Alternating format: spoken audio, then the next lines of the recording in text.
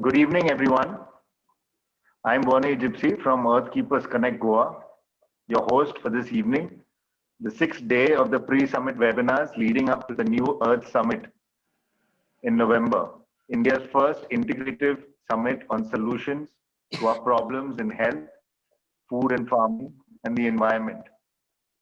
I extend a warm thanks on behalf of our summit convener, Darryl D'Souza, and on behalf of our members of our 10 Earthkeeper groups in India and overseas, to our esteemed panelists of this evening, and we express gratitude to you for taking out time from your busy schedules to be with us and to share your wisdom, so that all watching this webinar and its recording later may live healthier lives. Our topic for today is healing cancer. I will start with introducing our panelists to the audience. Jay Sutaria.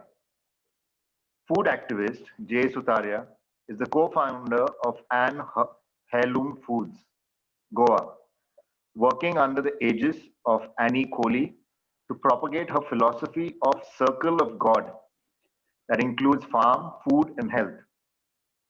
At Anne, Jay works closely with heirloom superfoods and people with chronic conditions.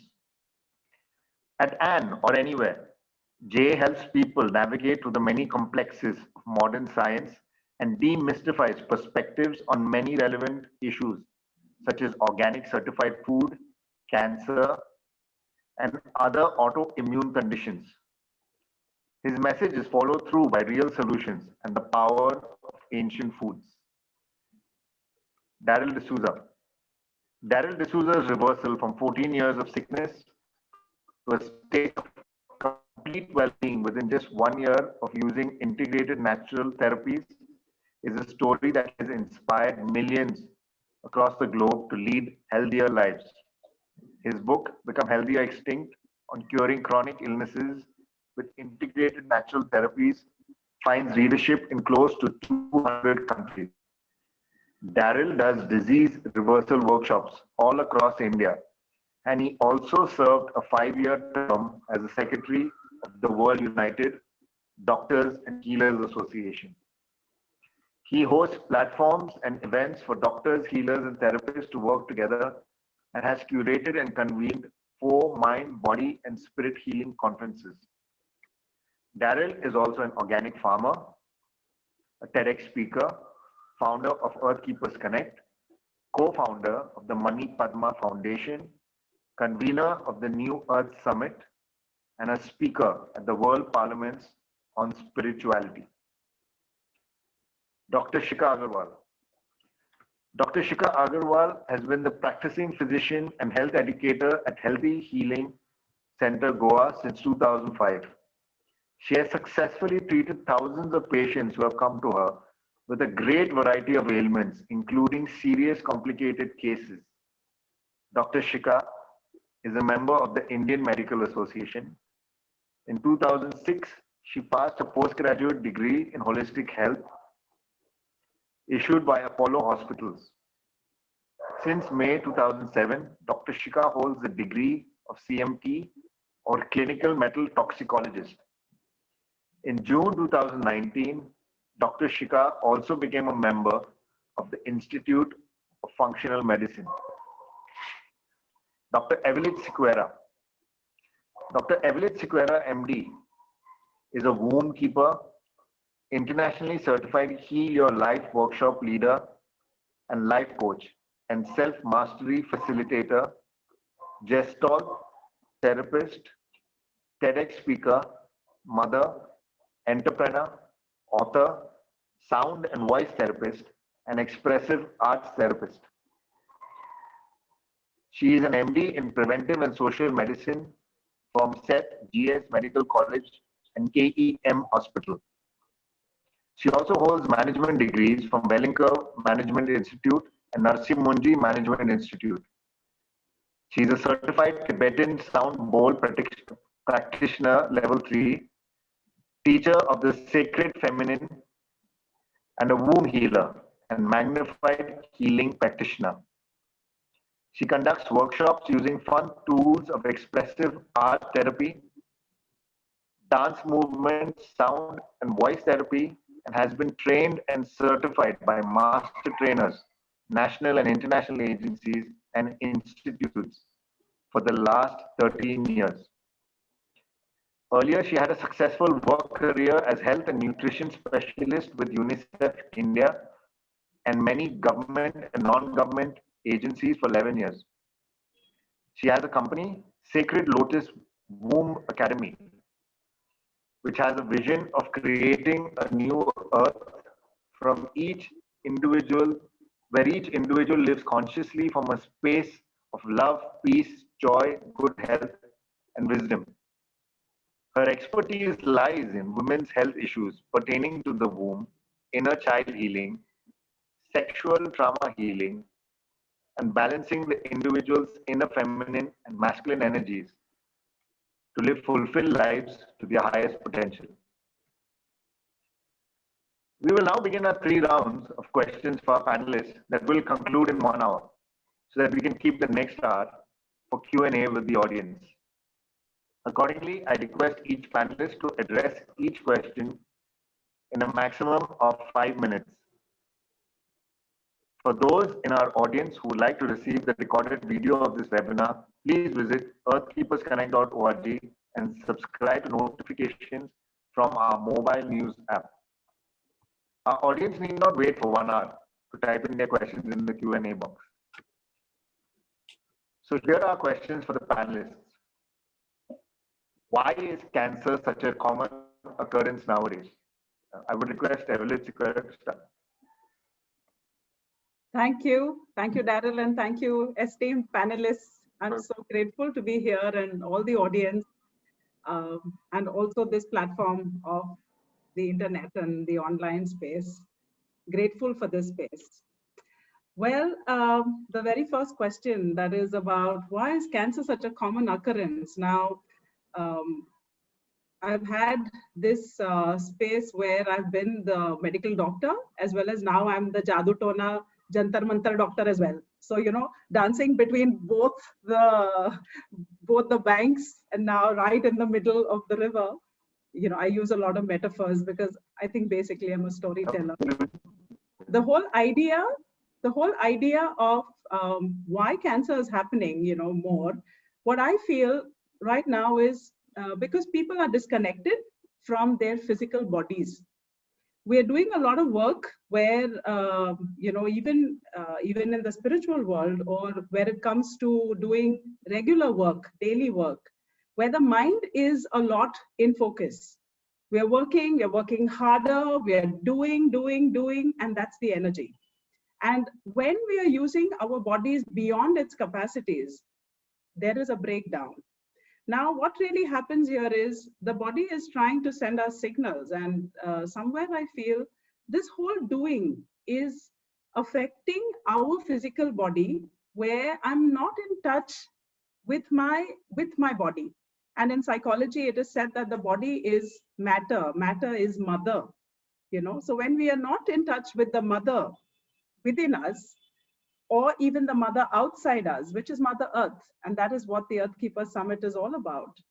When there is a disconnect, that is when the rise of non-communicable diseases, and cancer is one of them. And of course, if we want to really break down, so if we look at physical space, we are literally ripping Mother Earth apart. You know, the amount of pesticides in the soil, the amount of chemicals that are present in our food. What are we inhaling? What are we ingesting? You know, in terms of the physical things that we are doing to our body. In addition to that, our minds are filled with toxic thoughts. Forever afraid. We are so afraid. Many people, like in the course of my work that I've met, and even me, been through the fight, flight, and freeze syndrome like forever. Forever thinking that there is a war happening, both inside and outside. So when there is so much fear, the body is always living in this state of threat. Always the sympathetic nervous system is on an overdrive.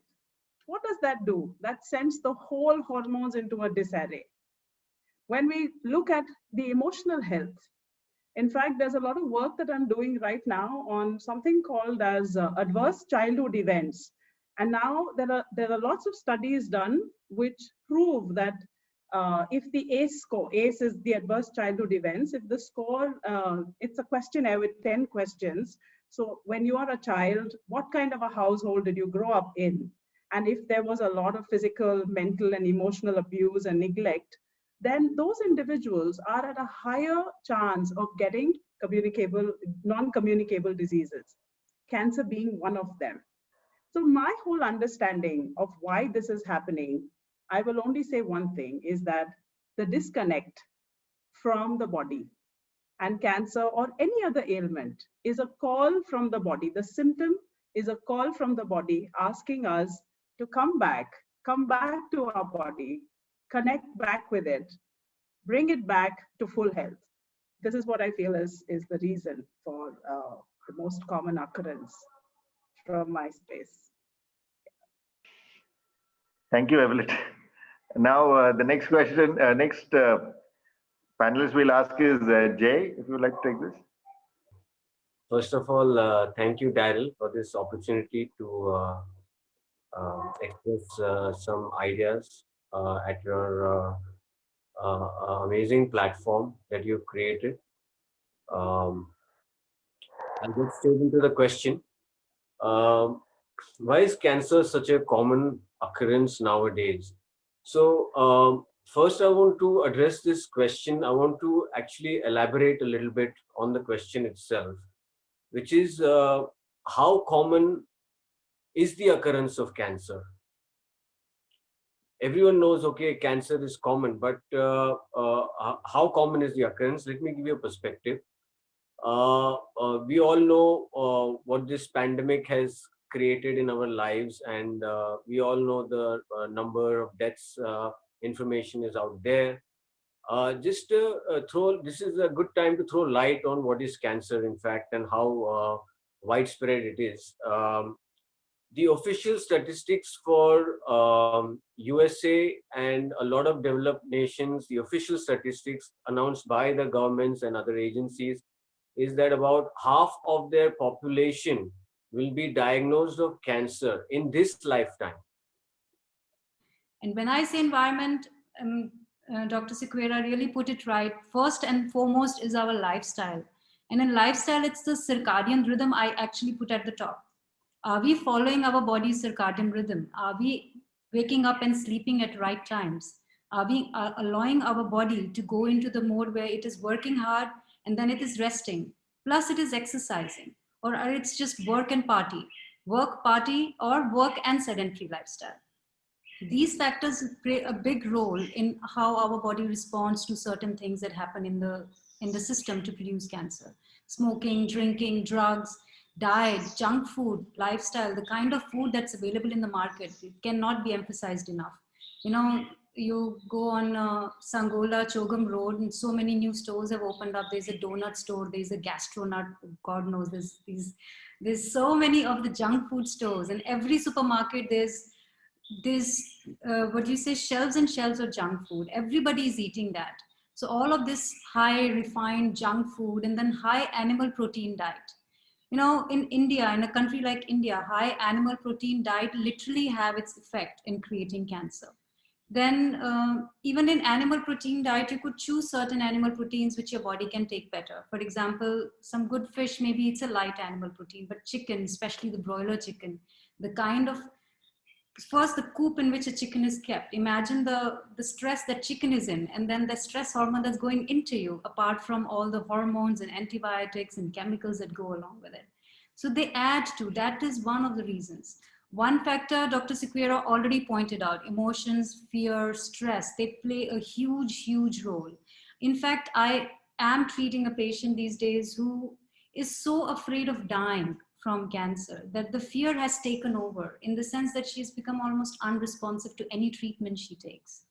Fear is one of the major factors that will kill you. And these days, the kind of environment we are in and the way about the coronavirus, they have spread the fear around. The fear is taking its toll, which is pushing people towards taking rash decisions, following what the media is telling you, going towards, oh, everybody's waiting for vaccine, educated, uneducated. So the fear is going to be the downfall. One other thing medically fear does or stress does is it makes you breathe shallow. When you breathe shallow, you have less oxygen. Less oxygen means your cells now are in an anaerobic mode, less oxygen mode. You know, Otto Warburg has said it in early 20th century that cancer is caused by in anaerobic conditions. Lack of oxygen leads to cancer. So breathing, deep breathing, relaxing is lacking these days. That's why cancer is increasing. And then on top of it, radiations. Can't speak enough about radiations. 3G, first the cell phones came and then 3G, 4G, now 5G. In fact, 3G considered harmless is really harmless. You know, 3G, I can even put an example here. I used to treat patients, I'm treating for 15 years. In the first 5 or 7 years, whenever I started a detox treatment on patients, in 10 days or 15 days, they started to show signs of reversal, good health. But nowadays, I can't even dare to put my patients on a deep cellular cleansing straight away because their system cannot clean itself properly. And I read somewhere that the wavelengths, the frequencies that 3G had, they somehow clash with the frequencies of your liver and kidney, which leads to a decreased detoxification capacity of these organs. So, and every phone had a mandatory 3G. So when 3G came, that is when I started to see that patients have started to not detox properly, or they go through such bad detox reactions if you try to give them a deep cellular cleanse that I cannot even dare to put that. They have to first really work on cleaning their kidneys and liver. So that is one of the reasons why cancer is increasing toxic load in our system. EMF, radiation poisoning, then so many man-made toxins. You know, a cigarette, the masala that's in a cigarette has 500 chemicals inside. Just one cigarette. And how many people smoke, how much these days? Passive smoking, active smoking. The same way the food colors and flavor enhancers in everything you buy from the market. If you actually make a mango shake with a real mango and a real yogurt, you don't need a flavor and you don't need a sweetener and you don't need a color. But if you buy a Maaza drink from the market and you read the ingredients, what is it full of? Flavors and colors, because it hardly has mango. So too many of the artificial stuff in our food, too many food toxins and pesticides and household toxins, industrial toxins. All of these toxins are accumulating in our system because we're not able to throw them out. And that is why cancer is rampantly increasing in the society right now.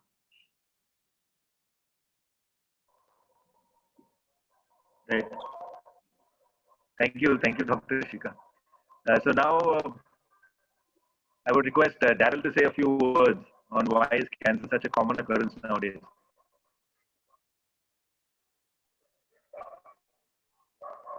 If Jay's mic is working, Jay, could you please complete what you were saying? Yeah. Hi, Jay. Can you hear me? Yes.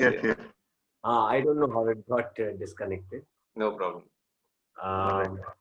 So I will try to take off from where I left. I was trying to say that, cancer, there is a clue in understanding how widespread cancer is, to understand cancer itself. See, although I agree with the other panelists 100% in saying that all these factors have a play and stress and emotional, but what is happening is that because we don't have real answers and no one is seeing real solutions, real answers come when you see real solutions. But right now, everyone is lost a little with the topic of cancer because we are not seeing enough solutions on the ground, actually people healing and curing themselves. Cancer today is something that if you get cancer, you're very likely to die. The mortality rate is high. So there is a clue in trying to understand how widespread it is, where it is. Cancer is found practically on all places on earth, including on mountain tops where Buddhist monks live a very peaceful life without any mobile networks, a very disciplined, peaceful, kind life with not really any stress as such. And even they're getting cancer. Yoga gurus are getting cancer. Doctors, politicians, sportsmen, you name it, and there is cancer in all these places. The one thing, and I'll also add one more thing about stress. if you talk about stress, modern day stress, we actually live in a very comfortable world. There have been days of slavery, rape, murder, war on a daily basis for decades throughout someone's life, but they didn't get cancer.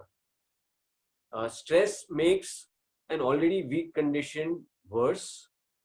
It's not the other way around. Having said that, the one thing that's common in all these places is food. All humans need to eat food, and the food that we're eating has come a far way from what we call original food or genetically unmodified food. So like Dr. Shikha said, there are chemicals, there are pesticides. So all these things, they go into our body and they create an acidic environment, and finally we have a genetic malfunction within ourselves, a group of cells in our body. It says that, we can't take these molecules anymore, we can't process them. They see it as toxins, and when they say we can't tolerate these toxins in our body anymore, they go into kind of self-protection mode, where they say, okay, now we are going to survive, we are going to kill anything that's in our way, and we want our own country. They start screaming and yelling, and they're inflamed, and that's how we describe cancer. So it's not a disease, it's a state of being. It's an extreme sort of a version of being acidic. It's like saying, okay, I'm cured of acidity, but it's not something to cure. Either in a state where your acidity is very high, or you're comfortable. Cancer is unfortunately an extreme version of the same idea, where it's a state of being of the body where the cells are getting inundated with artificial problems, mostly in the form of food molecules that are not getting processed fully. They're leaving free radicals in our body. It collects as toxins, and our cells can't take it beyond the point anymore. And that's why, no matter what kind of a life you lead, whether you're a yoga guru or a Buddhist monk, there are chances you'll get cancer, as long as we're all eating the same food, which is practically genetically mutated food is being grown all over the world. We've lost our heirloom strains in most parts of the world. In a country like India, we're lucky we still have a lot of it. And that's what we try to work at and promote. So it's not just chemicals, it's artificial molecules of different varying degrees that are entering our body through various means and accumulating as toxins.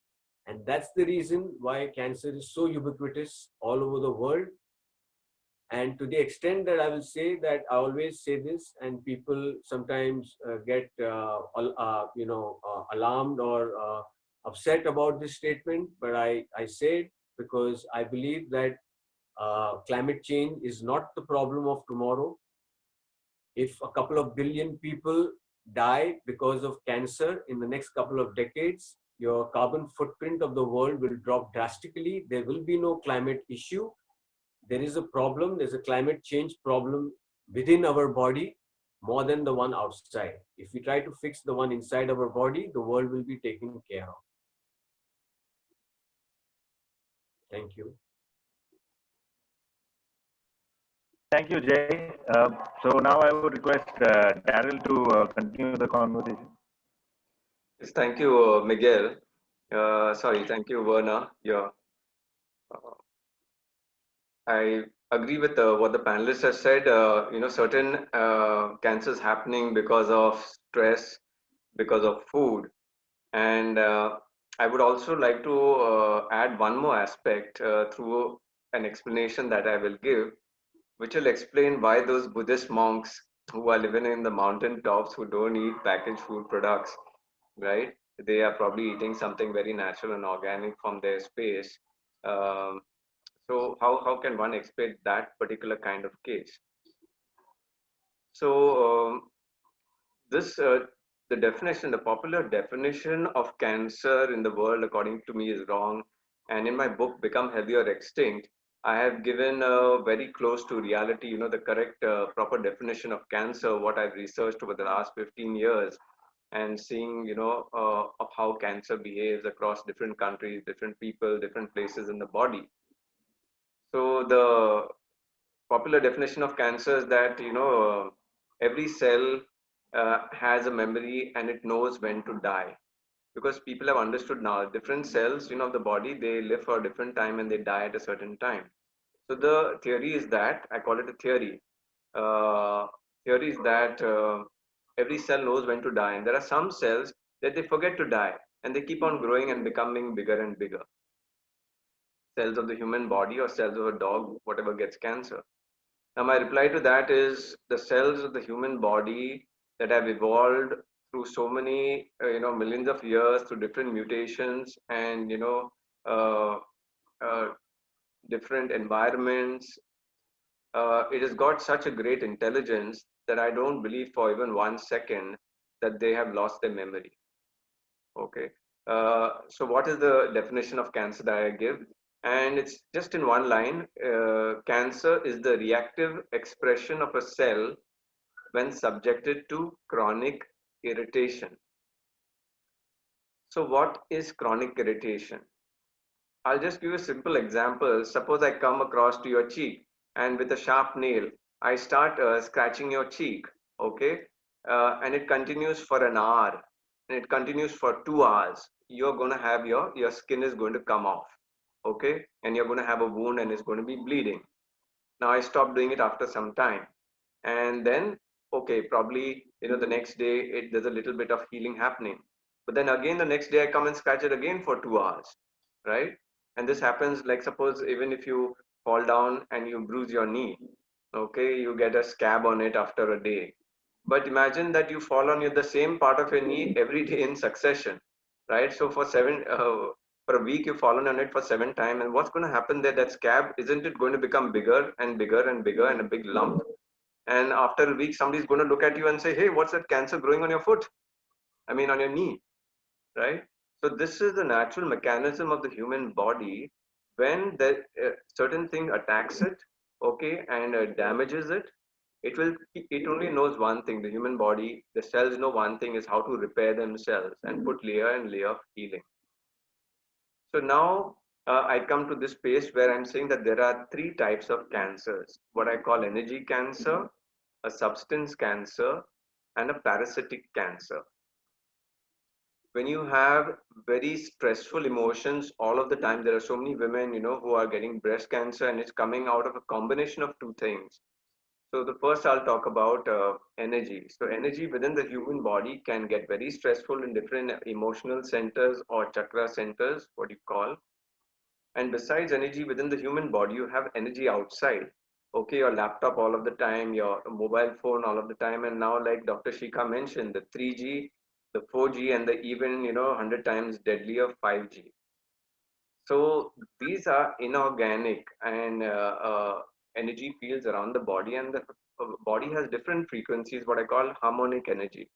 So there's a constant impinging of energy that's coming into your body. So that's a chronic irritation. So on energy, you could have your own energy, that is anger, frustration, hate, guilt, all the negative emotions that are working inside your body and your organs. Then you can have external energy that is, attacking you. So chronic is when it's there at a regular pace. Okay, starts damaging your cellular structure, and like it's just imagine it's not a physical nail, but it's an energy, like it's a laser beam that's keeping on tapping your body. So now the second kind of irritant is a substance irritant. And a substance irritant, one of the main channels is food. And that's what Jay is talking about. The chemicals put in the soil, they come into our food. And then besides that, we take that food product and we put it in packaged food products with a lot of chemicals. We have a lot of inorganic material through the root of food getting into the human body. And they keep on, just imagine that it's just scratching your throat, then scratching your stomach, then scratching your this, and near some loops and bends, it's going to get stuck, and there you'll have an ulcer happening after some time. Anything natural, the human body will pass it and there'll be no damage to the cells. But something unnatural and abrasive is going to create scratching. So these different levels of scratching are called very conveniently. It's called like a tumor. It's called an ulcer. It's called a benign tumor. And then there is one that is called malignant tumor. So we look at what malignant tumor is. So through the route of food and through the route of cosmetics. So the majority of women getting breast cancer because if they've got stressed relationships and then they're putting all these cosmetics on their face and all, everything is absorbed by the lymph nodes and they are coming here, lymph nodes under your arm, they're coming here. Everything finally comes under the breast. Okay, everything that you put on your face and your neck and your arms and your this, it all comes under the breast. So you have a woman who has a bad, stressful relationships as well as so that's energy cancer starting to happen, energy attacking her cells of her breast, and then substance also attacking. So now the third type of cancer, what I'm saying is a parasitic cancer. There are germs that come from outside the body and get into the body, and the human body has got mechanisms to, let's say, neutralize and kill about 10,000 germs. But there exist 1 lakh germs in this surroundings, and there are some, and the names are given in my book on cancer. There's a chapter on cancer in my book. The names are given of the intestine fluke, like Bacillopsis fusci, and the liver fluke, there's the pancreatic fluke. So these parasites, when they get into the human body is not able to kill them, and they start actually eating up the cells of the human body. Okay, so that's what I call a parasitic cancer. And this is the very seldom case of the yogi or the monk on the top of the hill getting a cancer. It is most probably a parasitic cancer because they don't have any stress, they don't use mobile phones, and they're eating very natural food. This is the same case where you'll see they say that in the pyramids in Egypt, in the some of the pharaohs, it was found that there was a cancer. Cancer dates back to 10,000 years. And that is true. There have been parasites on this planet for the longest time. They have been there before us. Okay.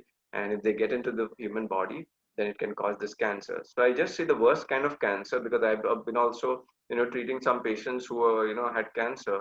The worst kind of cancer is when you have a person with stress who's eating packaged foods or, especially from the animal industry where there are all, high amount of hormones and antibiotics and a lot of stress coming in the meat and the milk and all of that. So you have a stress life, you have a, substance irritation through food and all this modern cosmetics. And then finally, if you're going to get a parasite into your body, those parasites also what cause anal abscesses. Okay, so the worst case is a person having all of three of them. The easiest is to, so I'll come, maybe the next question we'll get to talk about what are the cures. So I'm saying this is the condition human beings are living in: stress, bad electricities, too many gadgets, okay, and eating junk and chemical food all of the time, and yes, the amount of parasites and now the viruses are also coming after us from the jungle and from the animals. So it's very evident that parasites are also on the increase because of our mismanagement of things. So I think that's we are all set up very big time to have cancer increasing like Jay said in our lifetimes. I think that's going to happen if we don't do something smart about it. Sure. Thank you, Darryl. It looks like we have some questions also from the attendees. So now to the next question. What advice would you give to people about preventing cancer? So, Dr. Shikha, would you like to take this? The way to prevent cancer lies in understanding what causes cancer. The answer to the first question actually gives the answer to the second question. So as Darryl said, cancer is not something which is like coming from outside. He said that it's the cells of our body which have lost their self-destructive mechanism. So what happens is we have over 70 trillion cells in our body. And all of them are dividing regularly, producing new cells, and old and diseased cells are supposed to die regularly. Each cell has a lifespan and they must die after that. Some of the cells actually don't, for the reasons we discussed above, or for some other reasons. They mutate in order to survive. They don't have that mechanism of destructing, self-destruct. So that's what we need to understand, that cancer is produced in the body. It is made of our own cells. And all of us have cancer cells. Just that all of us don't develop tumors and get diagnosed with cancer. So the difference between a person with a tumor and no tumor is their immune system. If we want to treat ourselves, we want to prevent cancer, we need to create a terrain, an internal terrain, which is kind of, you can say, which is not permissive to development of a tumor. You can, and it's in our hands. How do we do this? Do we basically have to work on removing the factors which create that kind of a terrain where cancer can grow, an acidic terrain? This acidic terrain, as we discussed, is through stress. So one thing that people can do in order to prevent stress is connect to their bodies. Start living a life where they can relax, where they can breathe, do their exercises regularly, move their system. They should also try and remove the toxic load. Simplify your life. Move to simple times. Move to raw foods, to whole foods, to eating foods that you cook at home instead of eating always in a restaurant. Once in a while it works. If you don't have a cancer, once in a while a cheat day works. But otherwise, it's good to connect to yourself, connect to the universe or the earth, everything at large. That is how you prevent cancer. You change your habits. You stop smoking on a very regular basis. Okay, one cigarette here and there. If you have a good immune system, you can still take, but maybe not 20 cigarettes a day. The same way, you need to work with your emotional traumas, your traumas that you carry from your childhood, the traumas that you have. Any kind of PTSD can lead to cancer because it can get crystallized in your system. You need to work with that. I believe acupressure really helps to open up energy channels, to increase the energy of your organs, the spleen energy, the liver energy, kidney energy, so that the system is moving. That will help you to prevent cancer. In the same way, you need to remove toxins from your daily life. Go to a store, choose foods where you can understand the ingredients, where the list of ingredients is short, not more than 5 or 7 ingredients. If you see a list of ingredients and you can't understand what's inside, don't buy it. That's a simple way. That's what I always tell everybody, and I repeat it again and again. Always go to a store and look at the ingredients first before you buy a product. It will tell you what you are buying. And in the same way, when you are choosing personal care products, try and choose from companies which are now, there are so many companies which give you personal care products which don't have chemicals inside. Simple ways how you prevent cancer is how you can reduce the exposure to outside chemicals and toxins as much as possible. Likewise, when you go sleep at night, make sure your Wi-Fi is turned off. Make sure your computer, your gadgets are not in your room. They're at least in another room, if not turned off or put on airplane mode or something. So try to disconnect from radiations as much as possible. Don't keep phone in your pant pocket, because it will lead to prostate cancers eventually. And otherwise, keep it in your handbag. Keep it away from your body. Don't keep it close to your body all the time. Keep cell phones away. That's one of the ways to prevent radiation poisoning. And then this is how you basically prevent cancer. And on top of everything, detox. Clean yourself regularly. Do some fasting. Do the 3 cleanses that are mentioned in Darryl's book, the liver, kidney, parasite cleanse regularly. You need to detox. You need to allow a relaxation system, because we live in an environment we can't 100% prevent all the exposure to all the toxins coming from everywhere. Once here or there, we'll get it. Even if we eat totally organic, are we sure it is totally organic? Because the rain that falls on these plants farms is, I mean, you don't know where the water is coming from. It could be coming from on the clouds formed over a factory. What do you know? So we cannot always be sure that we have totally clean, even if we are eating everything clean, keeping clean and safe. So clean, detox regularly. That will help you prevent cancer. Great. Thank you, Doctor. Now I think a question forward to Jay. Would you like to take this one? Thank you. So I'd like to address, like Dr. Shikha, can you hear me? Hello? I can hear you very well. Thank you. So, Darryl mentioned that, the monk on the mountain may have had parasitic cancer, but it's not just one monk, and it's many people living in the mountains, and many people living in jungles, well, not so much jungles, but rural areas are getting cancer. And the common denominator really seems to be the modern crops. And even if they're eating or they're growing it organically, we have, again, we'll call it a theory that here I'll give you a perspective about cancer and food, where cancer, I think most people would agree that it's called a sort of a genetic malfunction in our cells, where like Darryl explained, that the cells don't function the way they normally should, and they go a little crazy, you can say, and they start doing things that are not okay for your body. And what has happened is, these unnatural molecules that also Darryl mentioned. So our theory is that, natural and unnatural is not a black and white line. It's like saying, nowadays you get bananas, for example, in the market, which have no seeds. When I grew up as a child, I never remember eating a banana which didn't have a lot of black seeds in the center.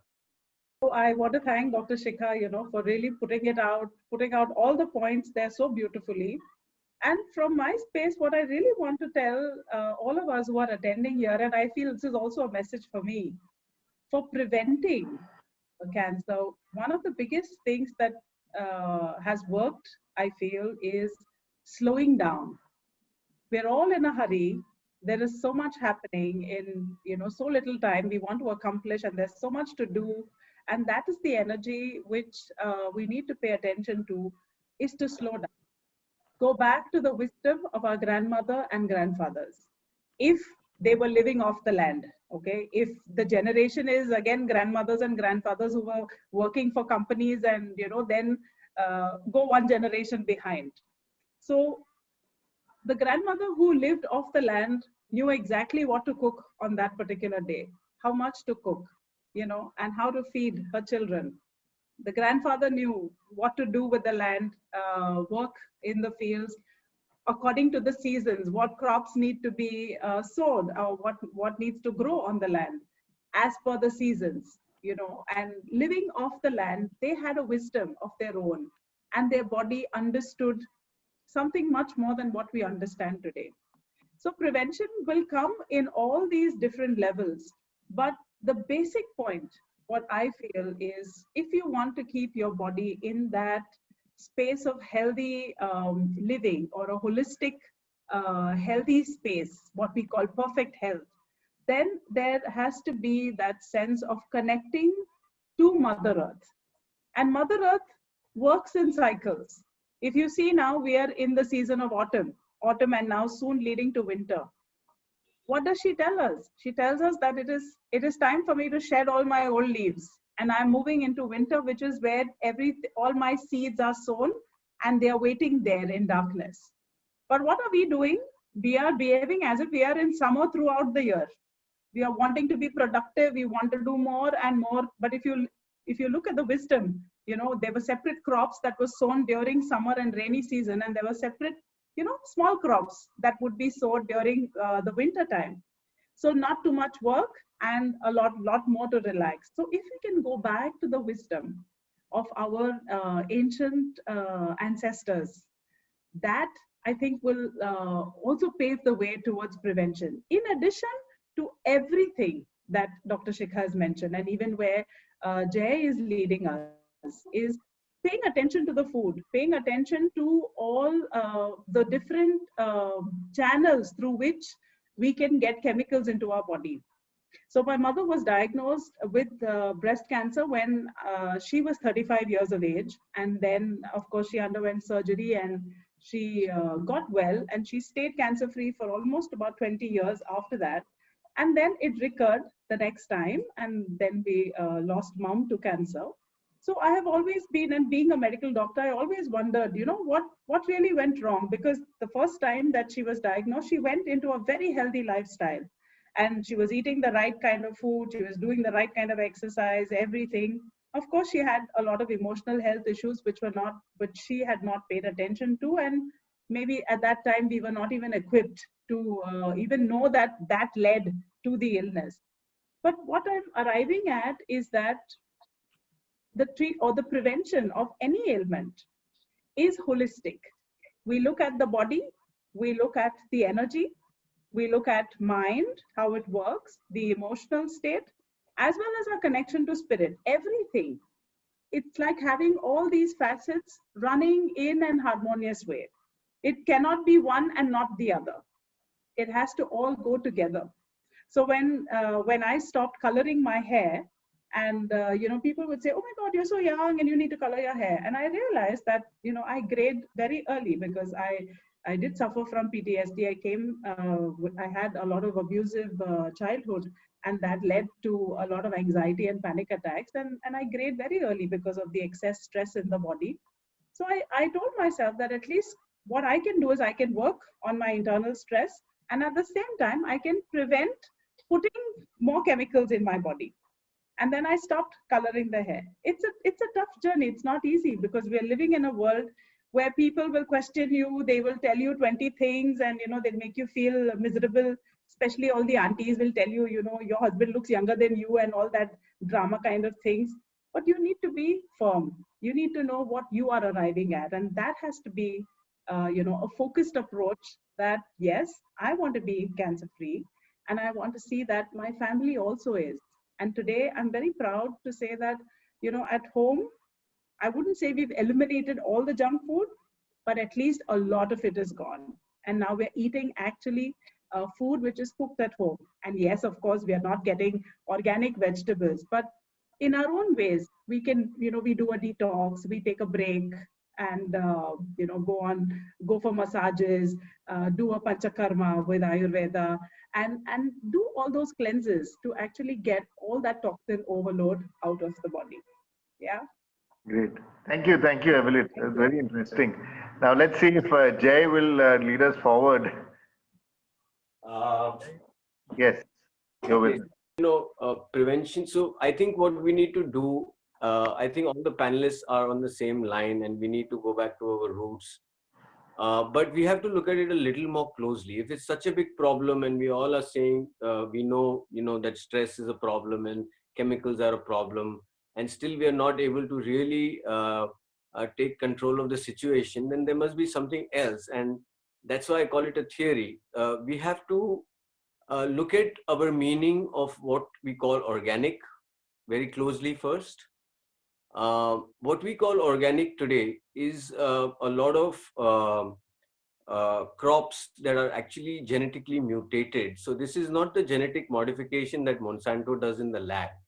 We're talking about genetic mutation of crop varieties. For example, everyone knows gluten intolerance is a big issue nowadays.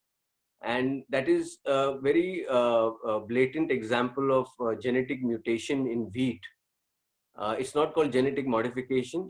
So technically, I call it genetic mutation, but it is just a different degree of the same problem. And what happens is when we eat these genetically mutated crops, thinking that they're organic because we've not put chemicals in the farm, and we eat it and we think that this is the best nature can give us, it's not true, because what we've done is man has practically mutated every crop that he has interest in. And these genetic mutations is what our cells cannot decipher beyond a point. Also, apart from, of course, the chemicals, which are just dead molecules as far as our cells go. When they see it as completely dead molecules, and they can't interact with it, they can't break it down, they don't know how to throw it out, and it gets stuck, and then they get confused, and that's cancer. But a different level of degree also happens when we think there are a lot of people eating organic food and yet getting their cancers back. People who have cancers, they've gone away, and they think they're eating organic food, and the cancer comes back. And they've been doing yoga, and they've given up all their work, and they're trying to lead a peaceful life and not be on the mobile all the time, and still their cancer is coming back, because the person thinks that the person is eating organic food, because the definition of organic is not what our ancestors knew. Our ancestors ate what we call today heirloom food, which is basically ungenetically mutated crop produce. And that is a big hole in this understanding of the relationship between organic food and cancer. And that's one of the reasons why we believe, and it's our theory, that these genetic mutations are the ones that cause a lot of it's a big culprit in the genetic malfunction of our cells. So please stick to heirloom gouty food. In Goa it's called gouty, in Maharashtra it's called different states it's called different things, nati, desi. These are all the different words, and these are original crops, not mutated by man. So please eat that, because apart from being stress-free and giving up, not allowing chemicals to go inside your body, and the obvious other things that will affect a state like cancer, which is a highly acidic state. It can get affected by everything. And also what Darryl mentioned, about they found a cancer 10,000 years ago. So from what I understand from some older people who've been in the medical field, that back in the day, they had tumors. They did not have what is a cancer, how cancer behaves. So these tumors would come in people and they would go, but they would not behave like completely destructive cancers of today. So I'm not sure if cancer was always there. And it was definitely not there in the large populations as we see it, even through the age of slavery and rape and war, where there is, you cannot even compare that stress to today's stress. And yet there were no cancers going around at the time. So I beg people to really focus on the real issues of today, which is that we have genetically mutated all our crops. Great. Thank you, Jay. It was very interesting. Now we'll take it to Darryl. In agreement with what Jay says regarding our food. So most of our food, and like he put it in a statement, because there are businesses who are making our food, right? And they want the best output. So literally, they are the people who are handling our food, and there's no natural food. I mean, left. If you go to your village and you find some, wild beans or something growing there that nobody ever touched, probably that's the only natural food that's left. But anything coming into the city through some businessmen and through some, it has been modified by man. So yes, I agree with that. That these cells that go into the human body, the human digestive system that knew these things for thousands and thousands of years, now it cannot recognize that cell anymore, and it does not know actually how to break it down, processes, and what to do with it. And some of it, of course, since you've given food to the human body, your human body is going to, the acid is going to break it down and do something to it. It's not just all going to pass away. But as it gets broken down, it's a new molecule, and maybe those new molecules are not going to be absorbed, but they're going to get stuck and create irritation to the cells. So very right. I agree with that about food. And what could be my advice to people in general for preventing cancers? Overall, it is just the degradation from how things existed naturally. Okay, and most man-made things come without natural sciences. Like I said, all the electricities. Human body never knew electricity is close to its being, before. And so that's not something new for the human cells to figure out, and they are having a hard time, dealing with it. So I will relate something to an article of mine got published in the Goa newspapers regarding COVID, and it is an article about what can a common man do, to protect himself from COVID. And I said the main thing is immunity. If you have a high immunity, then you can, fight the virus, and that's the reality. People with high immunity, they're not even feeling that the virus comes and it goes, and they don't feel anything. People with medium immunity get the cough, cold, flu, and all of that, and joint pains, and it leaves them after 4 5 days. But people with low immunity, they are the ones who are getting the breathlessness and the thrombosis and landing up in the ICU. And in that article, I mentioned, that it's just open here on my laptop. So the first I put over there, the immunity is going down. And obviously, when your immunity is down, your cells are going to malfunction, and they are a lower operating parameter.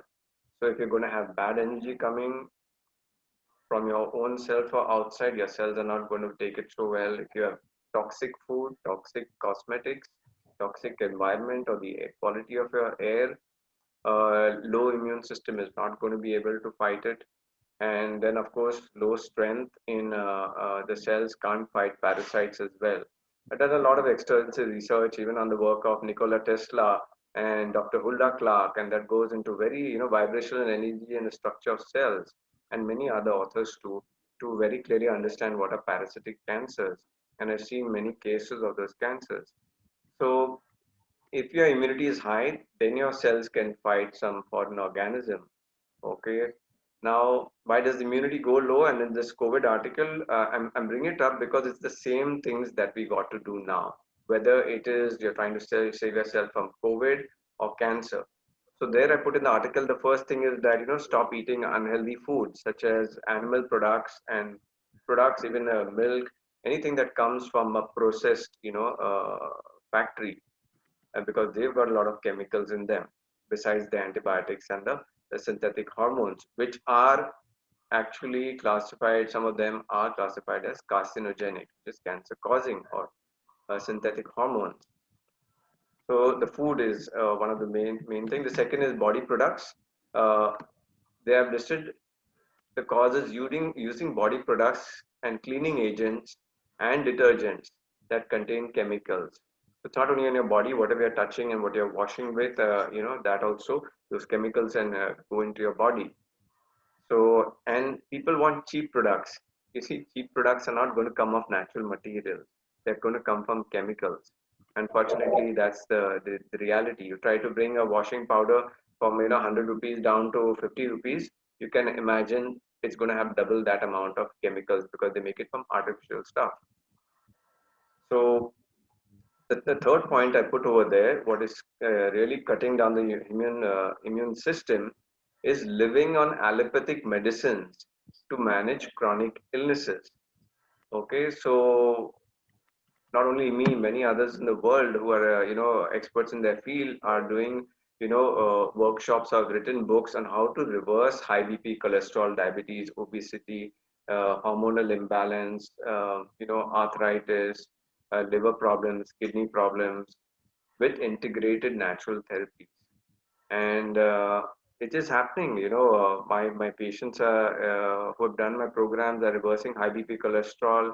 Cholesterol takes about 5-6 months, but high BP, diabetes, obesity also dropping 10 kilos in about 2-3 months. It's happening in 2-3 months. So from this we know that allopathic medicines, of course, they do not cure you. You have to take them for the rest of your life.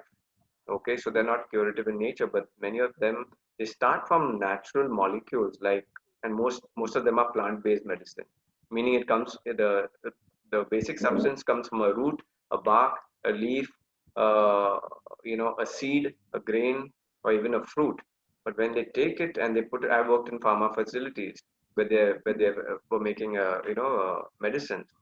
So in the manufacturing process, high temperatures, high pressures, they combine these natural molecules and they become inorganic, something that the human cell cannot recognize. So a Saradon will take off your headache, but if you take it for a long time, it could damage your kidney. Okay, so people on these allopathic medicines who think they are managing their lives, oh, I got diabetes and I do insulin, or I do this thing and that thing, and I'm okay. They are living on chemicals, and those chemicals severely degrade your body function, and that's why immunity goes low. So anybody, and that's what's happening with the COVID. You've heard this word, right? Comorbid patients are dying. Who are comorbid? Those people who are having lifestyle illnesses and taking allopathic medicines. So similarly for cancer, if you want to have higher immunity, then you need to get these illnesses out of your system and stop taking allopathic medicine. I'm not saying stop the medicines. You do the treatments, reverse the illness, and then your medicines can taper down. The next point I mentioned there was the bad electricities, which we've already spoken about. And yeah, I mentioned even 5G over there, which we've talked about. And the last I put over there, sedentary lives. And with the lockdown now, nobody's getting exercise.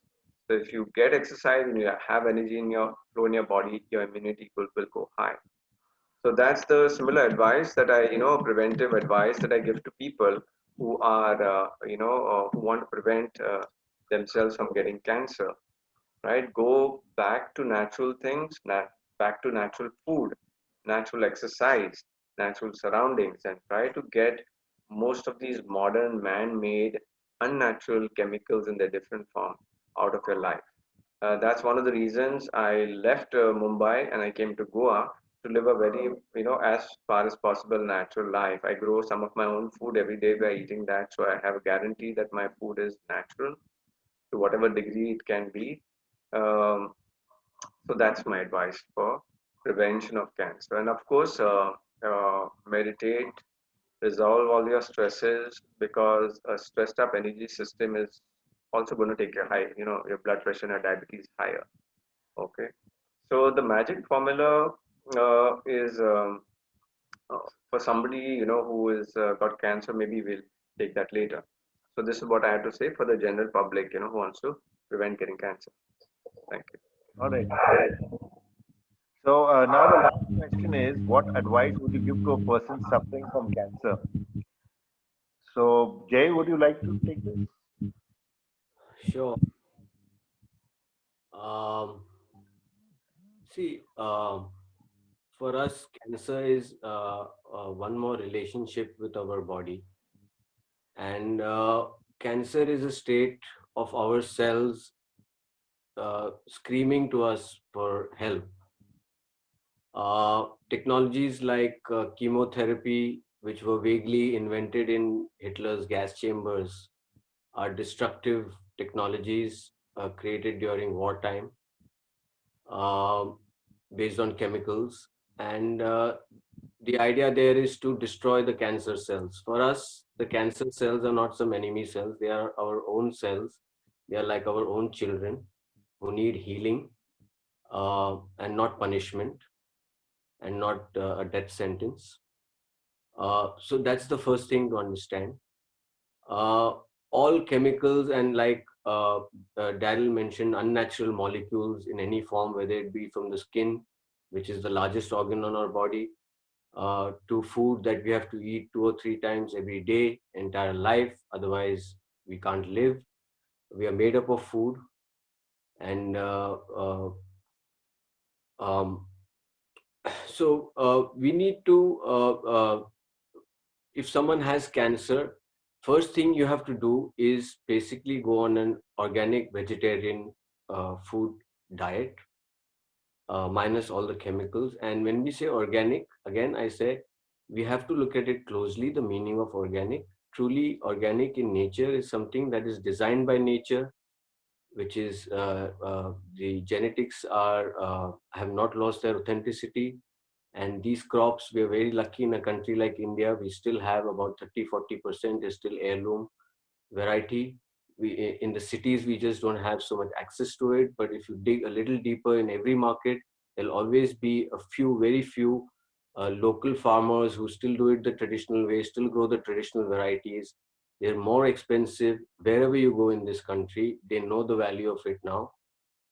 Dig and look for those, encourage those farmers, eat their food, tell them that if they can not use urea and things like that in their farming, then they have some really God made food for you, which can heal you, or which can heal the cells of cancer. Because when the cancer cells start interacting with these natural God made foods, they automatically calm down. They get relieved of their stress and their agony. And then there are superfoods also, which we work with at Anna Heirloom Foods at Asagaon. Things like spirulina and hemp and a bunch of other ancient foods. We say ancient because the varieties are ancient, For example, our haldi, it has a curcumin level of 9, which is theoretically, they say it's not possible. But we work with some of these foods from the ancient world, thanks to my teacher and the lady who has brought all this, made all this possible by working for 50 years as an organic farming activist and also an anti-corruption activist, Annie Kohli. She cultivates what is one of the purest, most potent spirulina in the world. Her farmers create some of the most powerful medicinal foods because they've been taught natural methods and they had the ancient varieties with them. So I would urge everyone to, maybe if you're in Goa, please do visit us at the store to understand what ancient food and what original food, the power of that really is, and the relevance of that in days of cancer and low immunity, pandemics. So yeah, go back to nature, get some sun, do your own farming, try to grow some own heirloom food if you can around you. Even in an urban city, you can in your balcony. There are ways to do it, organic ways, simple ways. Start growing your own food and eating it. That's the only way out. Great. Thank you, Jay. So we'll take the question to Evelet. Dr. Evelet. Yeah, thank you. There have been many clients who came to me in the last few years who were suffering or were diagnosed to have cancer. And being a sound therapist and a voice therapist, I worked with them on the energy level. Of course, the body part that, Jay spoke of really, working with having a good vegetarian diet, getting the body into an alkaline state, all that is important. But what I'm going to highlight here is the work that I've done with sound and vibration. So while using the Tibetan singing bowls, each of these bowls comes with a very different frequency. So most of them are above the frequency of 500 hertz and above. And how it works is it has something known as, it's the property of sound, the property of resonance. And the property of resonance is simple. If I play a bowl which has a frequency of 800 hertz, and the body usually in a disease state has a frequency of something below 100 hertz or even below that.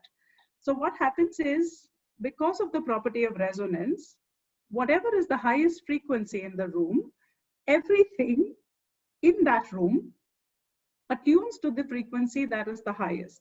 So when I'm playing a bowl of 800 hertz, my body, even though it's right now resonating or vibrating at 100 hertz, it starts vibrating at 800 hertz. What happens is, now if you can see it like in a virtual way, is the cells start vibrating. All that is not of 800 hertz starts getting shed into the cellular fluid. And we usually advise our clients to drink a lot of water and to cleanse. So if you want to see it as a metaphor, it's like cleaning your inner rivers or your inner energy channels and taking off the toxins. Another thing that I would like to bring the attention to is working with emotional health. And that would mean being able, bringing the client to express themselves.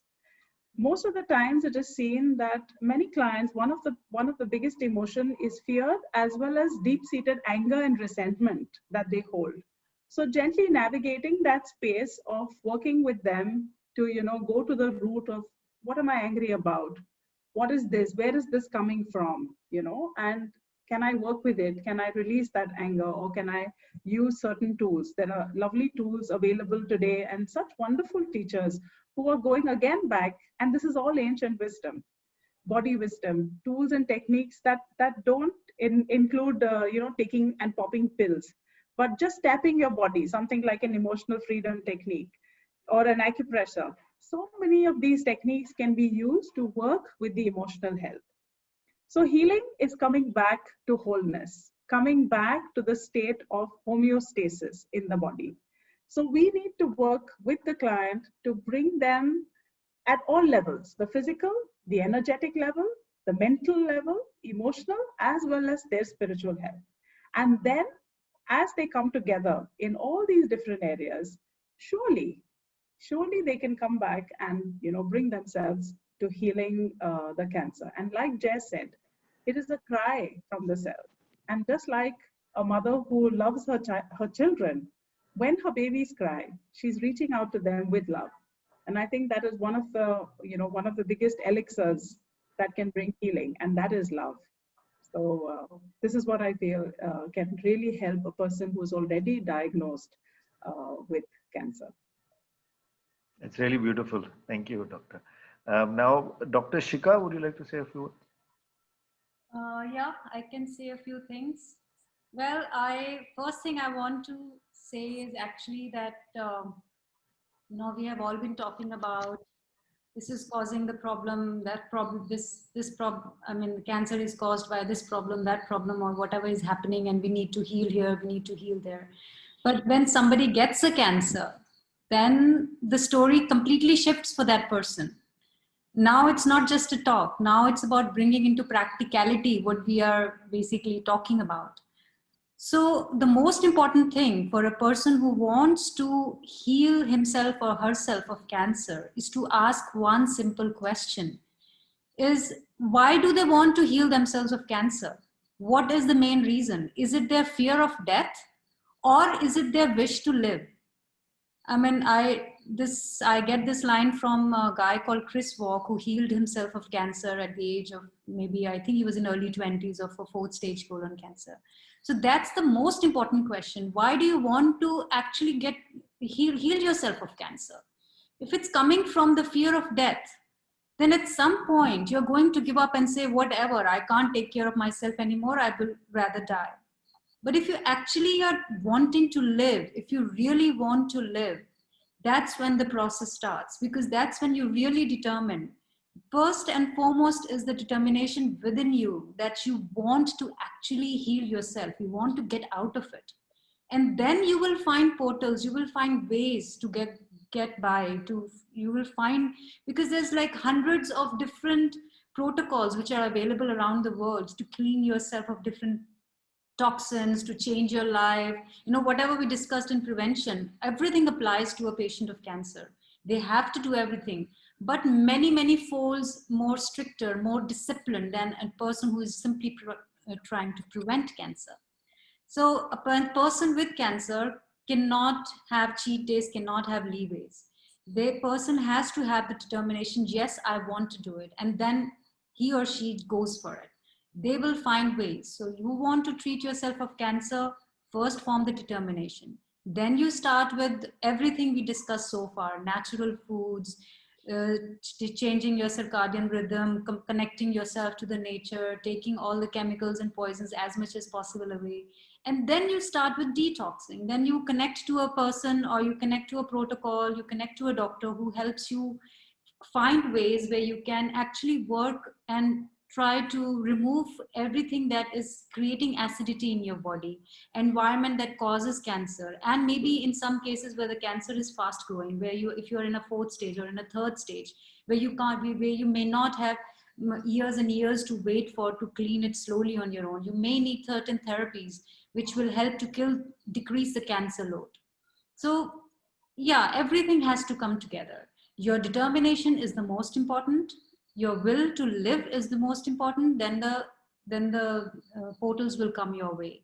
So follow the diet, follow the environment. You do need to take certain, probably people with 1st and 2nd stage cancer, they can go just diet and cleaning themselves, meditation, healing energetically can help them. For some people where it has gone too far, where cancers are really spread, they would need to take some natural treatments. I am pretty much against doing allopathic, radiation, chemo, surgery, unless and until somebody has a cancer which is totally blocking the gut, colon cancer, where it's surgically, it has blocked your gut and you just can't move it. There you will have to remove the cancer if you want to actually live for the next day. But if it is not the case, then rather avoid these allopathic treatments, because they actually eventually lead to spread of cancer. So try and avoid that. You will have time enough to go through certain natural channels.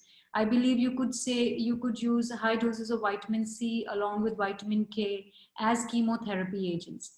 which could help to decrease the cancer load when combined with other treatments, when combined with other methods, where you make sure you treat your body through detoxes, through diet, through emotional releases. The same way you could use herbs, certain herbs which can help you clean up. Darryl mentions that in his book. He has a lot of things to say about it. I don't need to go into that because that's really specific. You take certain herbs that will help to clean up your organs, to make sure when your cancer dies, it has a channel to go out. I really love Gerson therapy protocol, which is followed where it's juicing, it's pure raw food diet. And important thing in cancer is eat less. We are focusing on diet. What should we eat when we have cancer? In cancer, you should eat as little as possible and eat as raw as possible. Raw foods, some people can digest raw foods easy, others don't. Those who don't, they should shift to making smoothies or kind of, pulping the food so that it is more easily assimilated by the system without needing the energies of the body to digest. So actually, if you have cancer, shift your focus from what should I eat to eating actually less, allowing your body to clean up, do the detoxes, eat less. You will change the way you feel. And I'm 100% sure it will bring some shift in your system. Thank you. That's great. Thank you, Doctor. Now I would ask Darryl to answer this question on what advice he would give to cancer suffering patients of cancer. Yes, the first thing is, of course, cancer, it almost sounds like a death sentence. So the first thing is for people to, not get so disturbed, but how do you shift that energy? Okay. So here's a technique that if you get a new project you've never done in your life, okay, but like Dr. Shikha says, you have made the decision to fight cancer, or you make the decision that, okay, I'm going to do this new project. Okay, then what, your creative energy start opening up, and then you start using all your tools to work on this project. Okay, it's a challenging project, it's the first time in your life, it's something very tough, but you're up to it. So when you're up to it, my advice is this: look at the three domains of what I've shared about, chronic irritation. So one is, of course, the energy domain. So now whether you have an energy cancer or a substance cancer or a parasitic cancer, isn't it good for everybody? So somebody may ask me the question in the Q&A box, how do we identify which kind of cancer and what the treatment is? So here's my simple answer. Isn't it good to, resolve all your relationship issues, settle all your stress? Isn't it good to take out Wi-Fi? In fact, this is the first month now. I announced it 3 months back that, I'm getting off all Wi-Fi and Bluetooth and all of that, and I'm only going to have cabled internet in my house, and I've done that now. And then I said, for the most of the time, I'm going to get rid of this cell phone, mobile, and I'm going to use it only when I'm mobile. That is only in my car. And when I'm in the house, I'm going to have a Skype phone. Skype phone I was using in 2009. Okay, I could call anybody across the world. So that's got a cable and going into your internet, socket. Okay. So the first thing is we can do all of these things, make it a very interesting project. And, so there's a shift of energy, the shift of energy from fear to creativity, and let me, start working on things. And so the first step is, so anybody who has any type of cancer, it's a good idea to resolve your stress, your emotions, the bad energy around your place. Second, it's a good idea for anybody, whether for immunity or long life or cancer, to have purer foods, to get off all packaged and processed foods. Second, and the third is regarding parasites. Um, in my book, there's a chapter, cleanse therapy chapter, what Dr. Shikha mentioned is that you've got to detox your body. Detox your body is for two things. First is to take out all the chemicals. Okay, so there's a colon cleanse, there's an intestine cleanse, kidney cleanse, liver cleanse, all of that. And there's a parasite cleanse also. So the normal cleanses, which are not the parasitic cleanse, they will take out these inorganic substances from your body through your stools, through your blood, through your sweat, all of that. And to get rid of parasites, we know that there are parasites in the human body. You get worms, you get germs, you get so many things.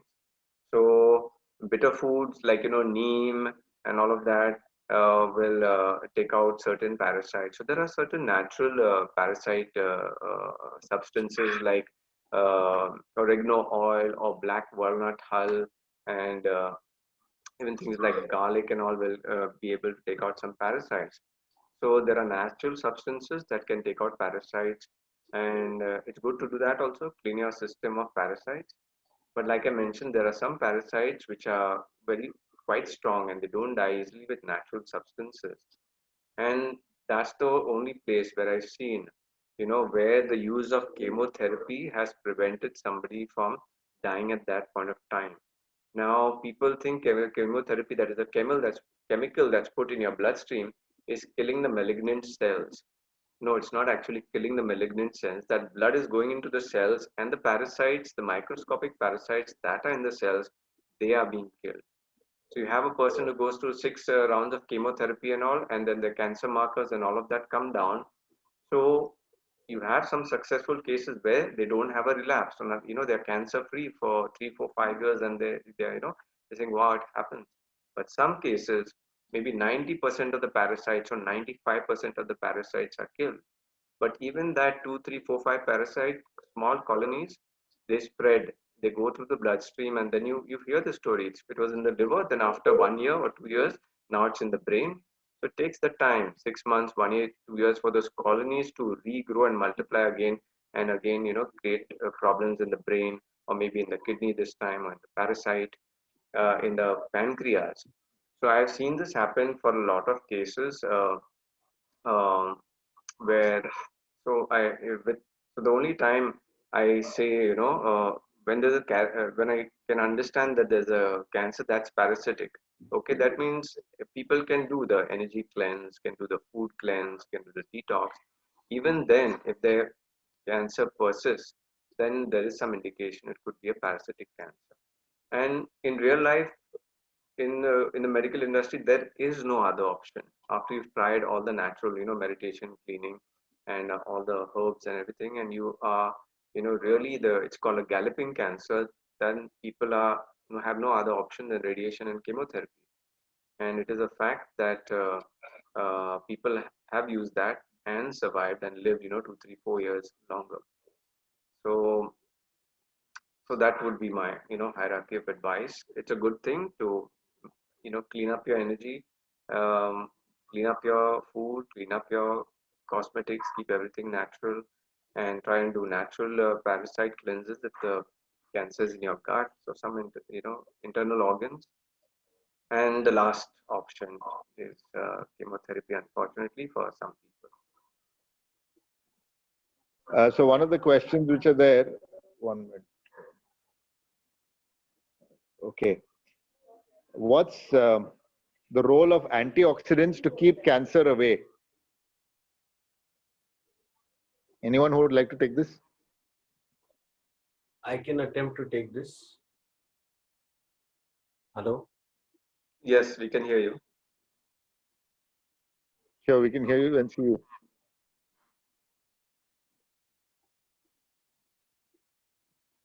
Okay, so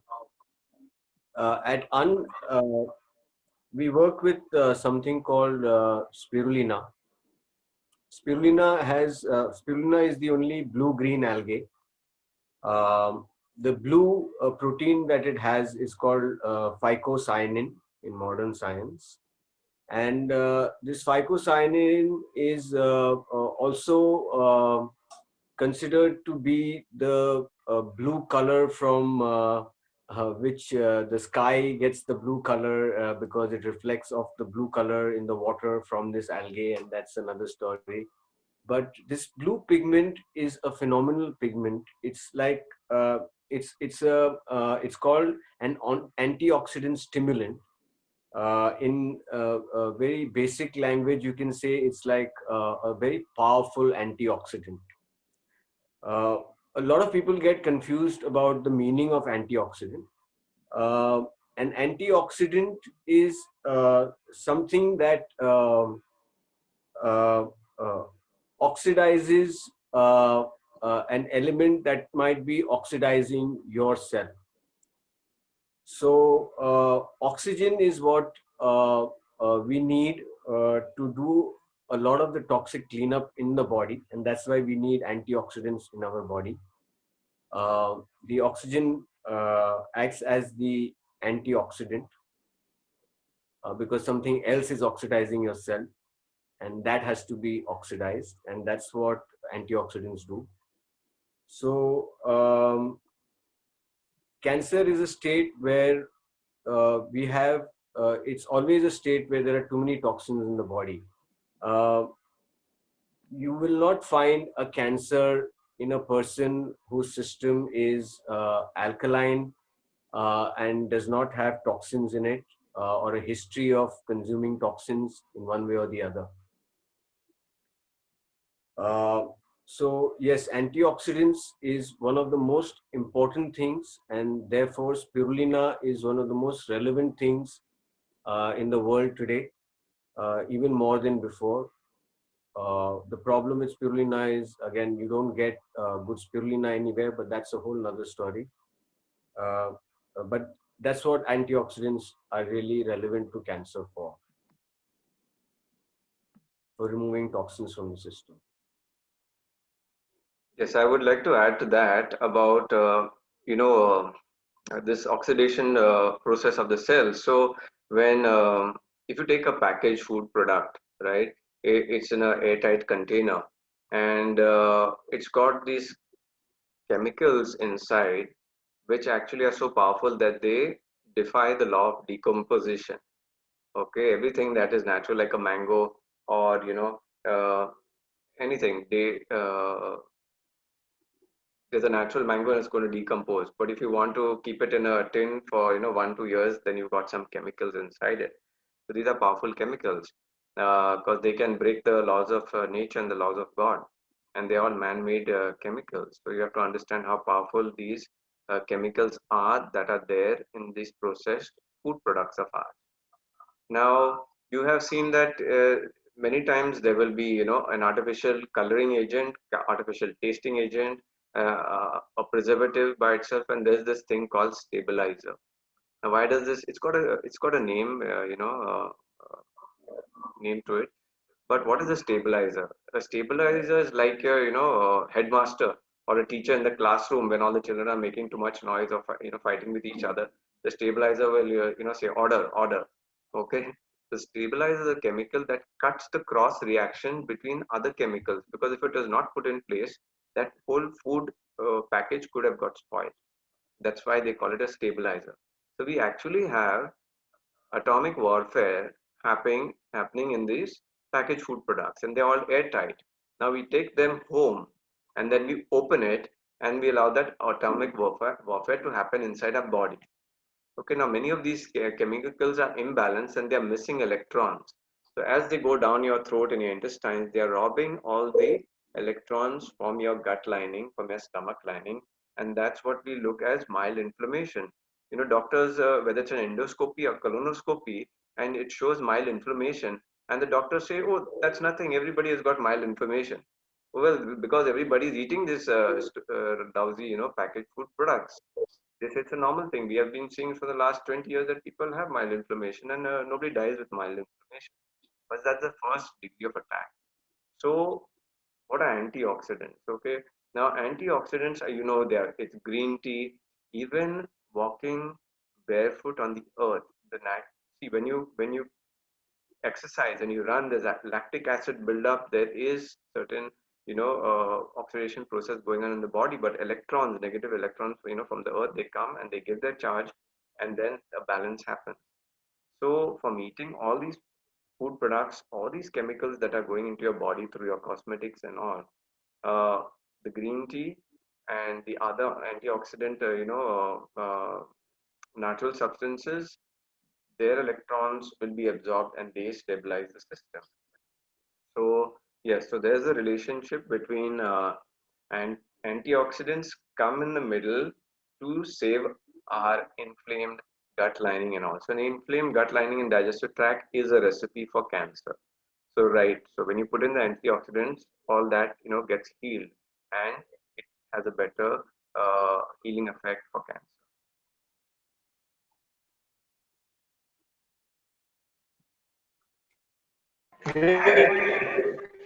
Thank you, Darryl.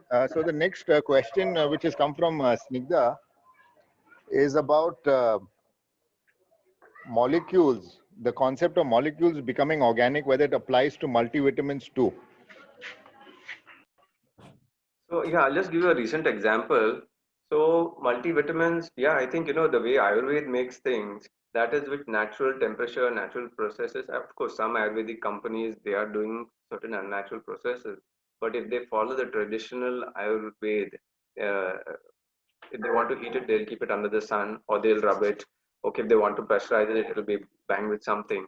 When you do these natural processes, the molecules remain organic. But when you take it several levels above atmospheric pressure or you combine it with other chemicals, then they lose their organic nature. The example what I wanted to give you is some of my patients were having a prostate problem and I was giving them a Ayurvedic herbal product from my Kiva range of products. Okay, and it was called prostate care or something. Yeah. So because there's another version of it that's come. So the original one had uh, this zinc, okay, zinc orotate and zinc aspartate. And when they took that, within 5 days to 1 week's time, their frequent urination and urination at night and all came down within 1 week's time. Okay, then the company stopped making that product and they made a different product of zinc called Z plus. First it was zinc plus, now it became Z plus. In Z plus, it neither had zinc orotate nor zinc aspartate, and they started having that, and they said, no, our condition is coming back. This is not working.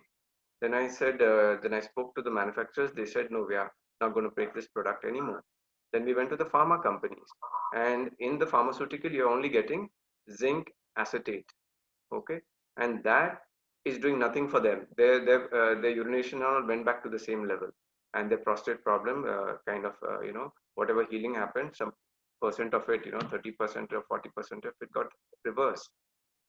So you can see from this where natural molecules heal, and if there are certain other molecules that are made in factories, they don't have the exact atomic structure, and they may not do the same work.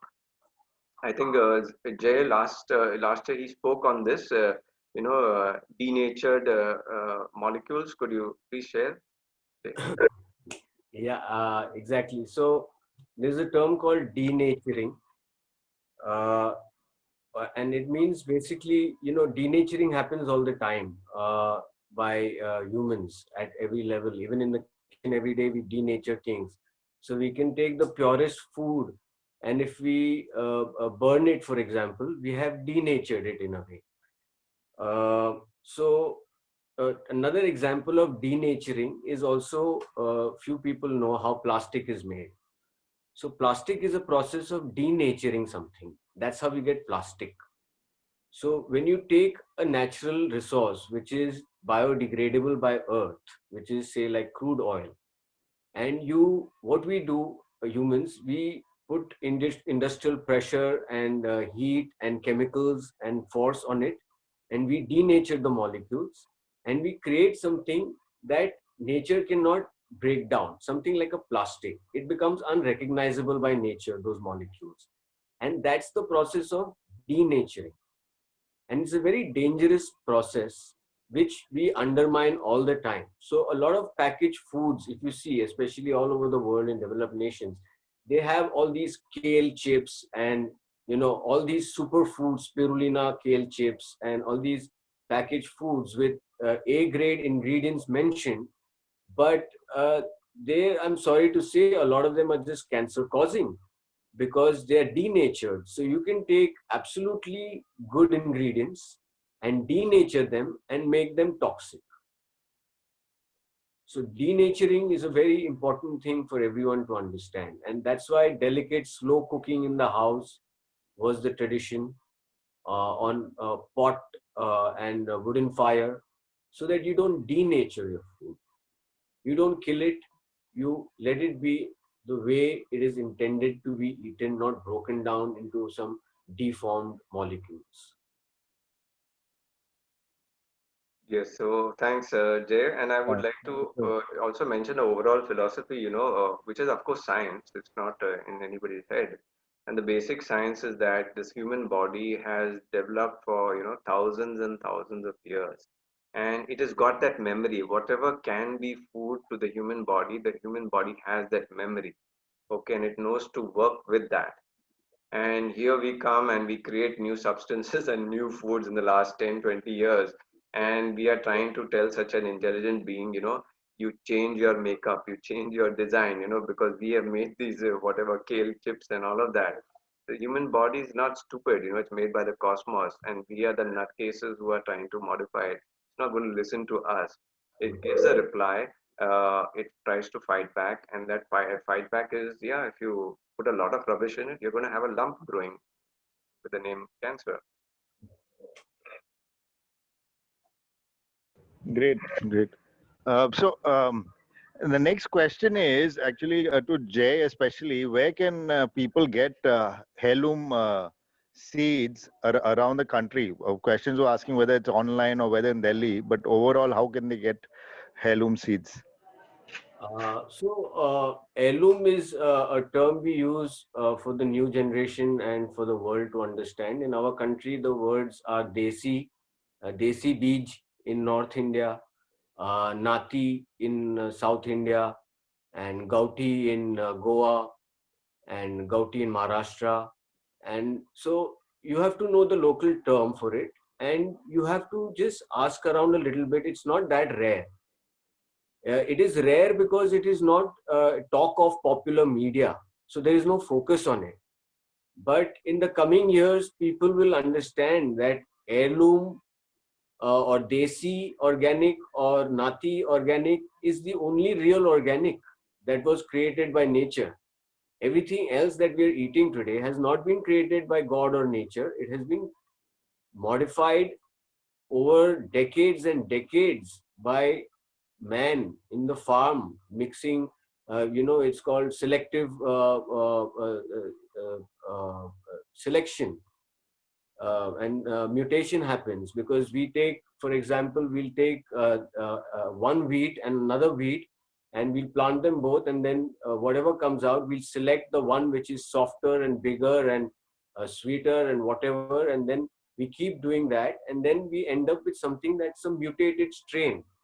And unfortunately, most of the food that we eat everywhere is that, especially in the urban areas.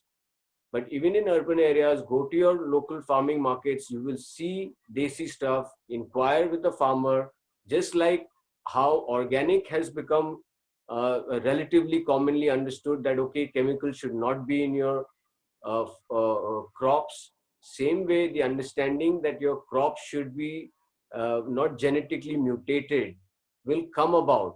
We don't have a choice. We have to go back to the way it was. Otherwise, we will not be healed. So it's going to be a natural progression. But for anyone who's listening here, I mean, please pay attention to what is desi in our country and dig for it and eat that. Thank you, Jay. That's very interesting. The next question actually for Dr. Evelet was around music. That if we don't have Tibetan bowls, can we? Are there other sources of various frequency sound music on YouTube? Yes. So there is something known as solfeggio meditations, solfeggio vibrations. You can look up on the internet, you will find them.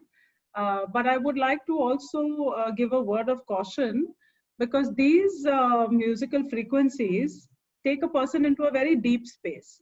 Now, if there is unresolved trauma and unresolved emotions, it can actually shake the person up. So it has to be done, along with a music therapist or a voice therapist, someone who can guide you through it. Or in another way is just play those solfeggio sounds and see if it's not affecting you. Because many times, because of the unhealed traumas, clients actually get into a deeper trauma by listening to that. So tread safely in this space. but yes, there is a lot of music available. And again, you can also play something very simple as, calming sounds. Calming sounds are, the tone of lullabies that babies here, we mothers used to sing lullabies for babies to put them to sleep. So it takes the body into a state of deep relaxation, and the brain waves go from the regular beta waves to alpha and then into theta waves. So, and we also know now, again, science has proven that when your brain goes into theta waves, the whole body has gone into a very deep rest and relaxation, and that is when the immune system kicks in and the healing process begins. So that could also be another way of, bringing music therapy to alleviate stress for an individual. Great. Thank you, Dr. Evelet. The next question is about lemon and turmeric, whether it helps in cancer. Anyone who would like to take this? I can give a quick word on this because we work with a special, I mentioned earlier, very ancient strain of turmeric. It's a little brown in color. You open the bottle and the whole room sort of, you can smell the fragrance in it. It's that powerful. And sorry, a lot of people ask, that, hey, is haldi good for me? Is almonds good for me? Is an apple good for me? Is a banana good for me?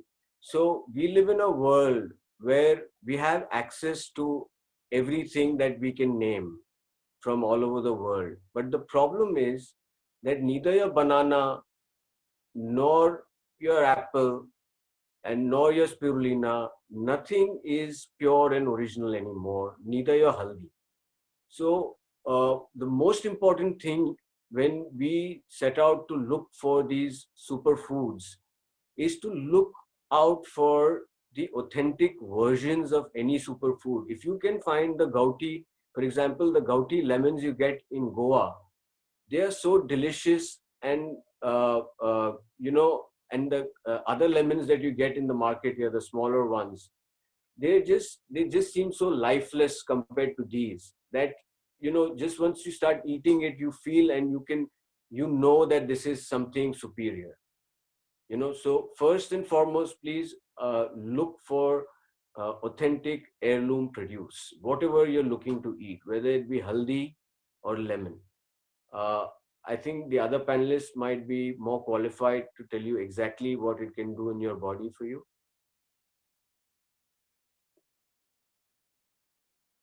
Yes. Anybody else? Dr. Shikha, would you like to take this? I think Darryl can take this. Oh, yeah, sure. Okay, I will.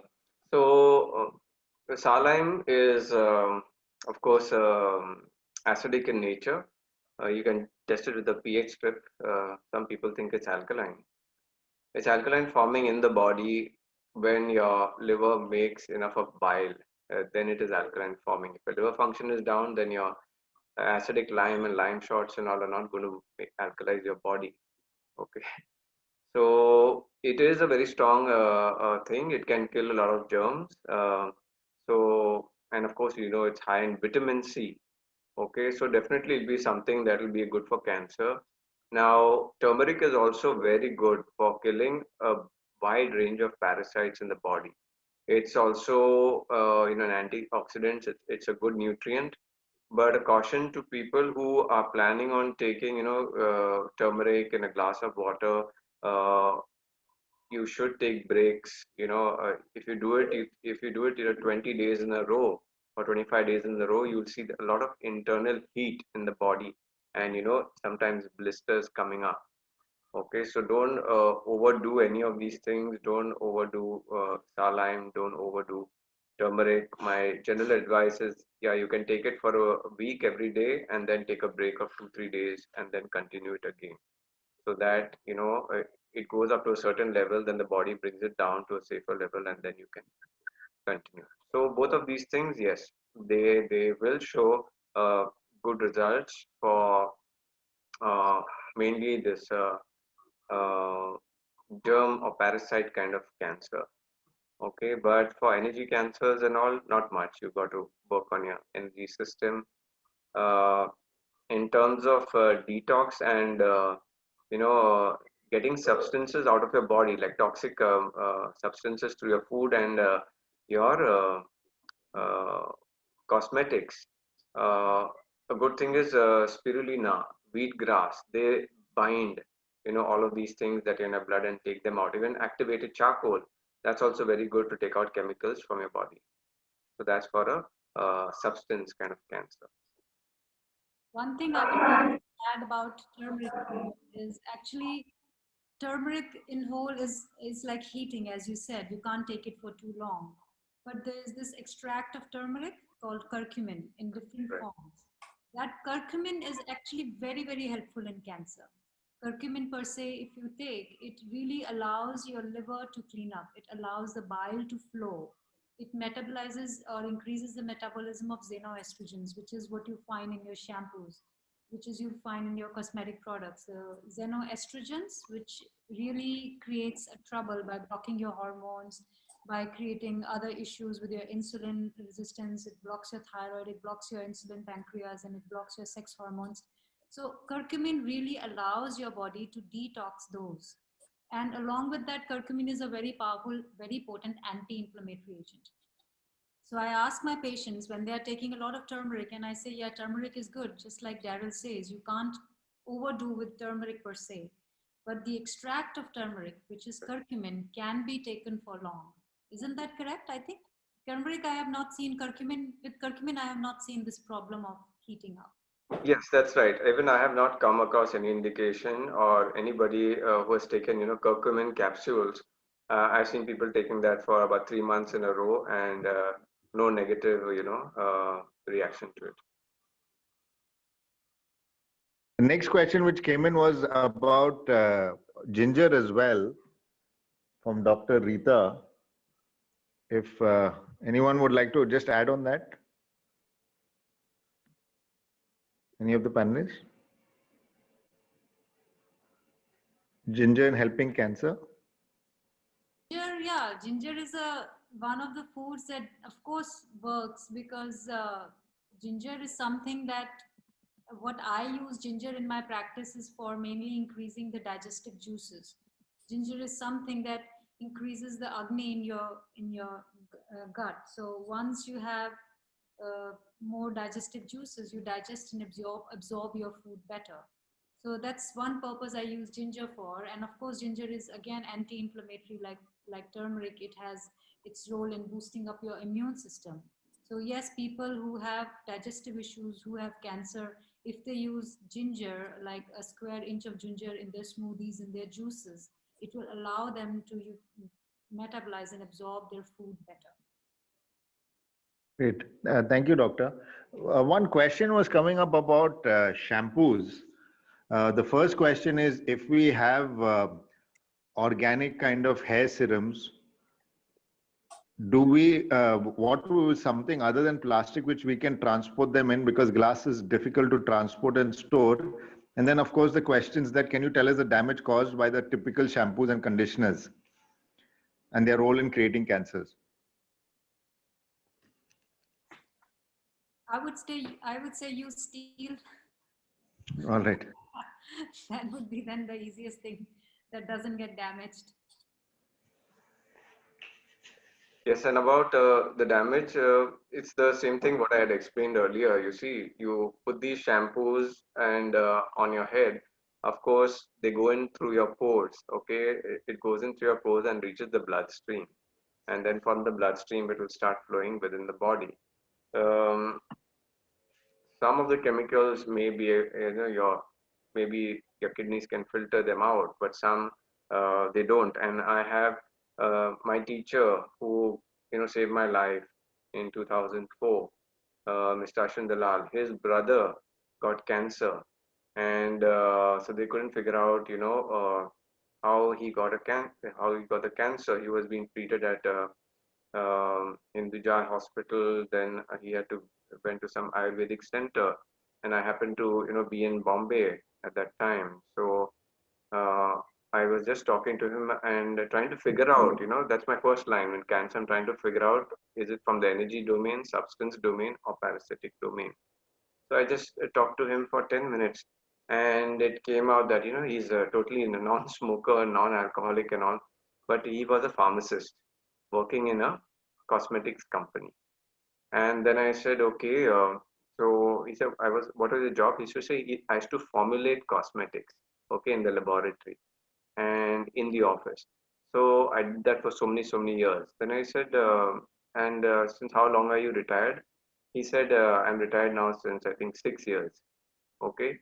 Then I could not see why, and what are you doing? He said, I'm sitting at home. Okay. I said, fine, good. I know those environments where they make it. It's all clean room environment, which it's very, filtered air and all of that. It was a safe environment. Then I said, but what do you do in your house beside that? He says, oh, actually, my bedroom, actually hall. He said, part of my hall, I made a small cabinet. Okay. And in that cabinet, I make cosmetics for my family and relatives. So that he started doing. And for me, that was the only indicator where he's using these chemicals from wherever the sources that his company was getting. He's working in a non-filtered environment, and those things he's breathing in, and those things have gone into his body, okay, before the final manufacturing process in their raw form. So yeah, so these things that get into the human body, if you have to take them out, it can only be with cleanses. And earlier, like I mentioned, natural substances, what I mentioned, wheatgrass and spirulina and activated charcoal. uh, just read my book on the chapter on cancer, and it'll give you some processes of how to deal with these things. And uh, cancers also happen when there are similar these. Dr. Shikha, would you like to mention, does chelation therapy also help take out toxic substances from the body? Yes, actually, that is one of the very important therapies, because what is chelation is, a process where you remove heavy metals from the body. Chelate means, it's like we use a substance called EDTA. You can use chelation through natural measures, like spirulina is very good chelating agent, chlorella is a very good chelating agent, coriander is a chelating agent. So what chelation does is it helps to remove heavy metals. And a lot of parasites, that Darryl has been talking about parasitic cancers, a lot of parasites, they survive on heavy metals.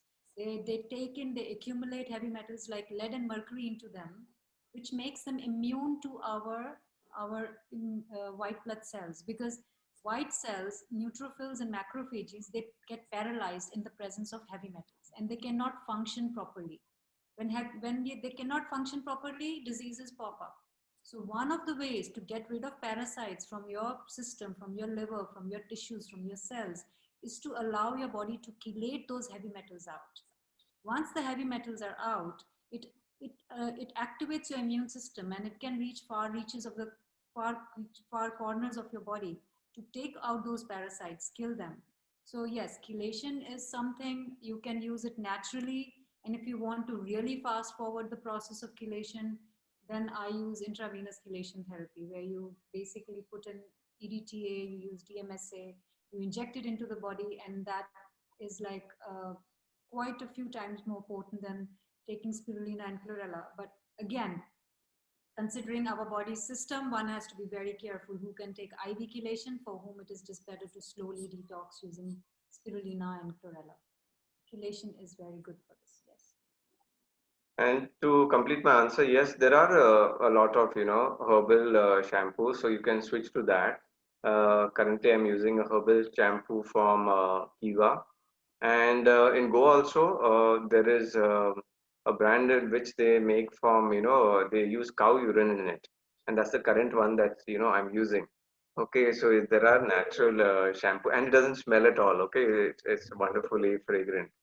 So cow urine does have some healing properties for the So instead of putting a chemical, you are putting something that's healing into your body. Okay, so look out for herbal shampoos. I'm also selling on the market vegan, that is, no animal product inside it, aromatherapy soaps.